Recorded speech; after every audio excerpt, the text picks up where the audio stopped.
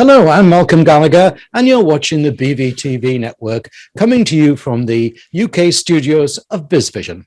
Now, my guest and I have met before whilst talking about the book that she co-authored called Money is an Energy Game.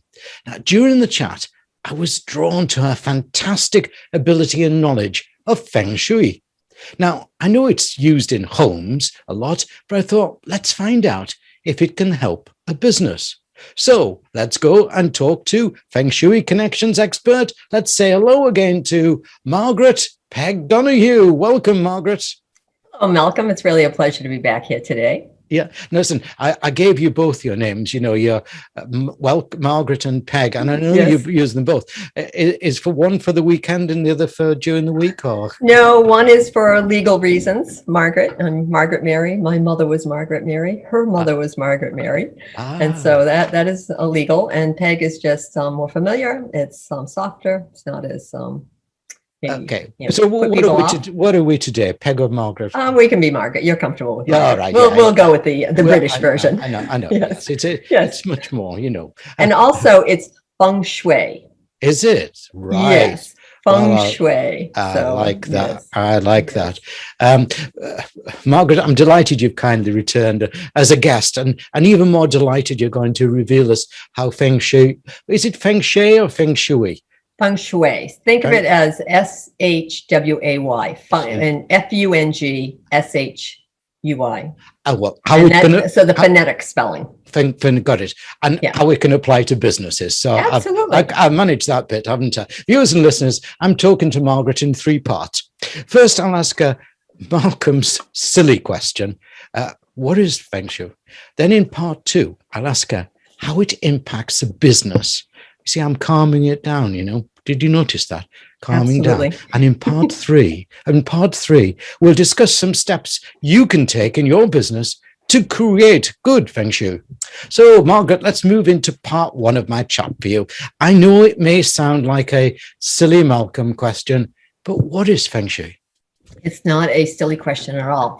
So Feng Shui is the art and science of arranging your environment to enhance your life. In this case, today we're talking about your business. So it's all about your space, whether you are in an office, you might be in a retail setting, you might be in a restaurant, you might be in a store, you might be working from home. Many people have been working from home over the past year. So it's all about the art and science of arranging your environment to enhance your life. And in this case, to enhance your business. It's about energy. Everything is made up of energy. As people, we're energy, but sometimes we don't think of what we call inanimate objects. The buildings that we work in, or the buildings that we live in, the chair that you sit in, the desk that you work at. These all have energy components, to them. It's all energy. It's just that these objects are more dense, and so the energy is slow moving. And then you can feel Feng Shui because... Have you ever walked into a space and it felt really, really great and you were comfortable and you wanted to stay? Or maybe another time you might have walked into a space and said, oh my gosh, let me get out of here. This does not feel good. Well, you're feeling the energy of the space. It's interacting with you. And we feel it all the time, but many times we might be unaware of or unconscious of it. We're plowing through the day. We've got to get this done or that done, and we ignore the energy of the environment. When you tune into it, though, you can work with it and create a much better flow. You can create a flow so that life is easier, business is easier. Yeah, I take that point about the energy of a building. And, it's just bouncing at me at the moment that some 20 odd years ago, Kim, my wife, and I moved our young children at the time into a Victorian farmhouse that had stood empty for ages, Sure, and it just felt cold and everything. And then the laughter of our young children and their friends coming, and it was almost like the house warmed to us eventually, and it was almost like it was cuddling us around. It was when we had to downsize because children leave and everything like that, it was a little bit heartbreaking to leave it because it almost like, it had the energy that it had from all those years and everything was contributing to our family. Well, that's exactly right. Not only the energy that you contributed to it, but all the predecessor energy. So the predecessor energy is very, very important. Now, in the UK, your buildings are, hundreds of years older than the buildings that we have in the USA. So the buildings have been accumulating the energy for a long, long time. And so there's a saying, boy, if the walls could talk, they'd have stories to tell. Yes. And that is so true. Yeah. That definitely is so true. I think definitely, there was a lot of stories in that farmhouse going back all those years. I think part of it was in came from the 1600s, but never mind. But everywhere we seem to have gone, you're right. It's almost like not being an intruder. You're working together with that. That's right. That's right. And then you and your wife and your kids, you moved in and you filled it. You filled it with happiness. You filled it with joy. You filled it with laughter. And so you also left that behind as a gift when you left. And, in recent years, my husband and I, we also downsized to a smaller home because we had lived in a home for 32 years with our daughter. But it got to a point where it felt too big. So we put out the energy when we sold it that we wanted another family just like us to come in and fill it up again. And that is exactly what happened. It took about one day to sell the house. Yeah. And, family came in that looked very similar to ours. They love it, to this day. They've been living there for a few years, and we've become even friends where we see them periodically. And so it's good to leave your spaces in great shape. Yeah. I'm going to knock down any doubters that may be thinking that we're talking a load of rubbish, Margaret, because we're not, because I felt that, and my wife felt that, and the children felt that. So, Right. And it doesn't matter if you believe it or not. It just exists. Yeah, I totally agree with you. Let's move to part 2. But before with that, let me just remind everyone of your website URL. Okay. Now, viewers, obviously, you can see it on the screen behind me, but for listeners, let me help take you through that. Feng, F-E-N-G, Feng Shui, S-H-Shui, S-H-U-I, Feng Shui, Feng Shui Connections.com. Okay, you've got that down, everybody. Do pop along. Now, right to part 2. We know what Feng Shui is, but how does it impact a business? It impacts a business in a variety of ways. It can help you bring in new sales, new customers. It might help you attract investors. You can strengthen relationships, can do career development. You can become more well-known as your business. Really, whatever your business objectives are, you can apply Feng Shui techniques to help strengthen your business. It really is amazing. So there's no aspect of a business that Feng Shui won't touch, again, because it's all in the energy. Yeah. Oh, right. I'm getting you now. It's all in the energy. It's all in the energy. Yeah. And, prior to me moving into Feng Shui, and I've been doing this for 21 years, I worked in a corporate setting for over 20 years.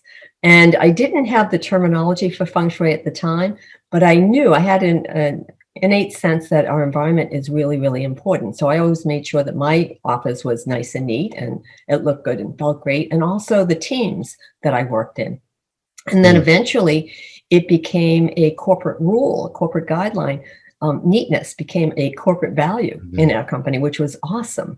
And so we had days where we would be required to purge a third of all the paper, and big bins and big trash cans would show up. And you know what? Business would really spring up after that. So the most important area in your business is the front door, how you come in, the entranceway, because this is how energy is attracted to you. So you want to have a beautiful entrance with nice energy. If it's a pathway, it's great to have a pathway that is wide enough for at least 2 people to walk on.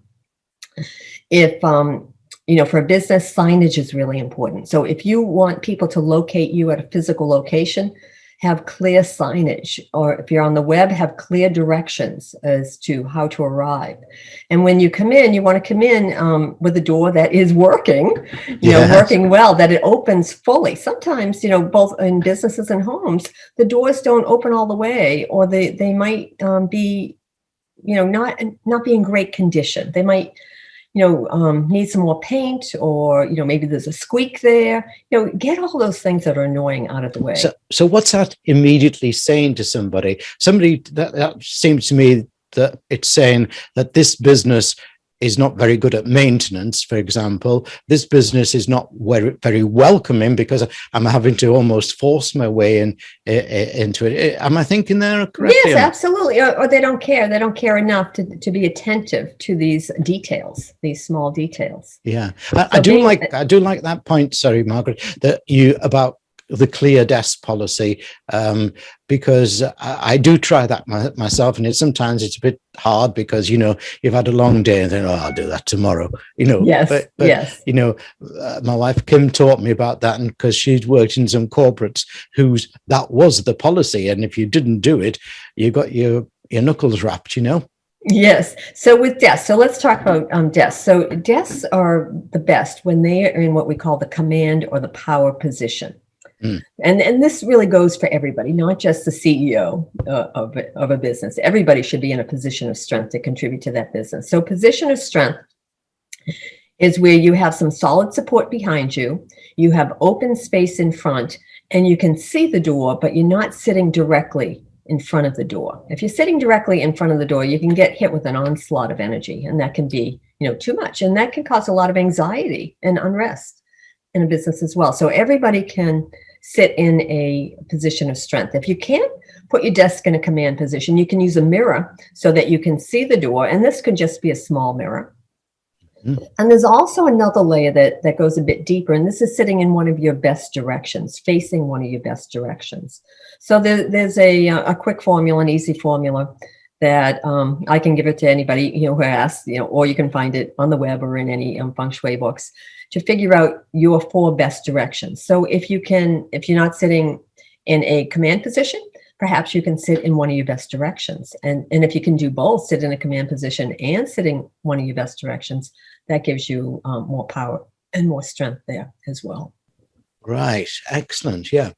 My final part, Margaret, is to hopefully get all my viewers and listeners not just following you, because to pop along to Feng Shui Connections, but getting them starting Feng Shuiing themselves, if that's the word. Can you Feng Shuiing? Is that the word? Shuiing? Feng Shui. You can Feng Shui. You can Feng Shui yourself. So you can Feng Shui your house, Feng Shui your apartment, your business as well.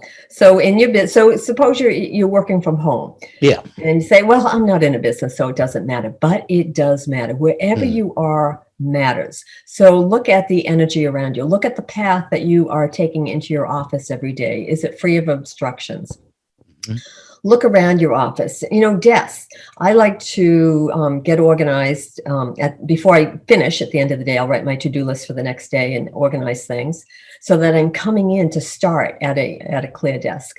But sometimes creative people say, oh, that's too much. My thoughts are all over. I need the mess, for creativity.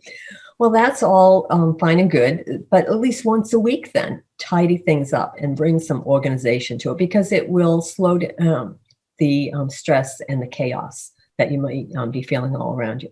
Pay attention to what you have on the walls and what you put around you, the messages, the affirmations. Pay attention to your trash can. It's great to empty your trash can. If it's not emptied every day, empty it at least once a week. File cabinets and paper piles. So file cabinets are really important because sometimes they get jam-packed with papers. And when that happens, then business comes to a halt. So always have space in your file cabinets for new business to come in if that's what you want. Create space there. I worked with a woman years ago who she brought me into her office, and in the far left corner, which is the wealth area, she pointed out and she said, that's where I keep my dead files. And she brought me in to help her generate more income. So we worked on that one real fast. She had those files moved out. She moved a nice green plant in there. And then the grant that she was looking for came in. So there's a lot of symbology in Feng Shui as well. Yeah. Interpreting, what's going on. So it's a connection between you and your space. First of all, you being clear about what it is, what your objectives are in your business and what you're trying to do. It matters in an office setting and also a retail setting where employees are located.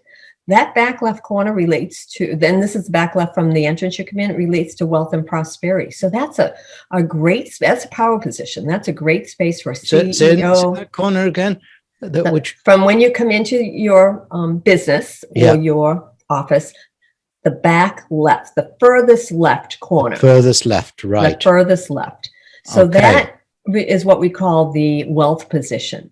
So that's a great spot for the CEO, the CFO, sales and marketing, somebody important, somebody who's driving the business. That is important. So pay attention to what is happening in that space, in that area.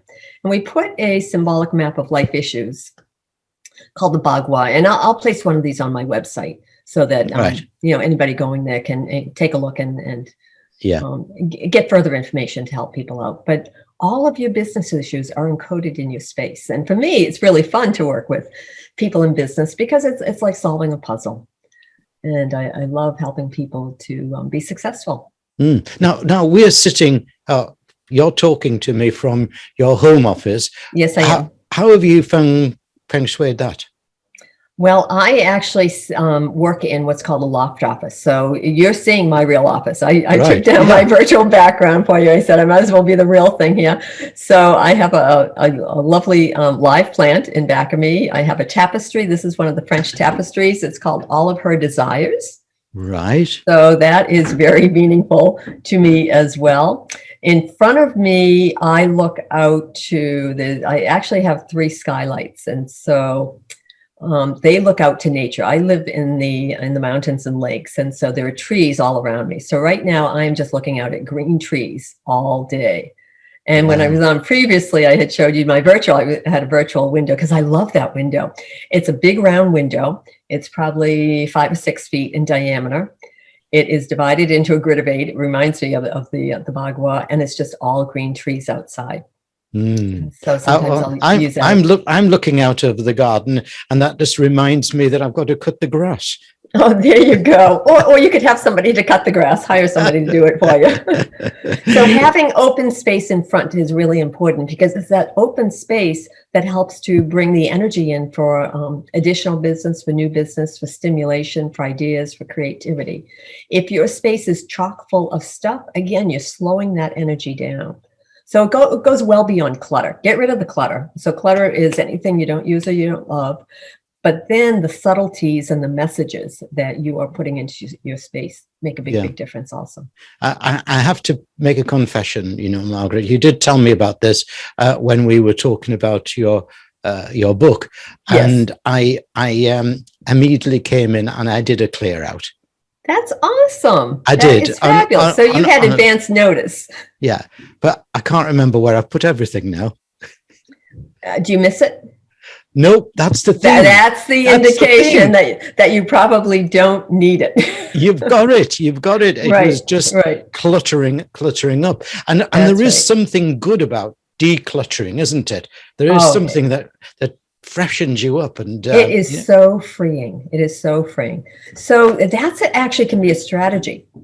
Just put things in a box, set them aside, to relieve your space of too much clutter. Just put them aside. If you need them, then go to that box and pull them out. But if after a year you haven't used them or wanted them or missed them, then that's an indication that you can let it go, and you don't even have to wait a year.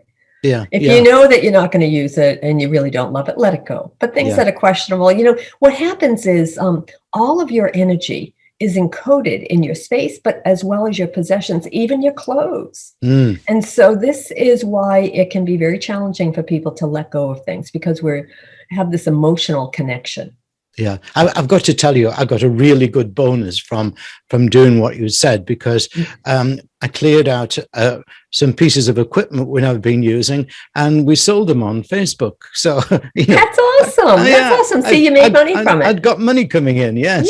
That's great. Otherwise, that stuff was, we're hoarders, aren't we? Oh, yes, we are. We think we need these things, but actually less is more. Having less is so freeing. And this is not about minimalism at all. No. You can have a rich life with all the things that you want around you, but we often don't need all the things that we think we need or want to have. Yeah. And mine was a couple of projectors and a screen there because I used to go out presenting, Sure. workshops and things like that. Well, I'm never going to be doing that again. And even So if I pass go them to, on. no, Yeah. and if I don't go to those places, now you just plug into their big HD. So they were just sitting there doing nothing. And now hopefully they're doing some good. So I thank you for that.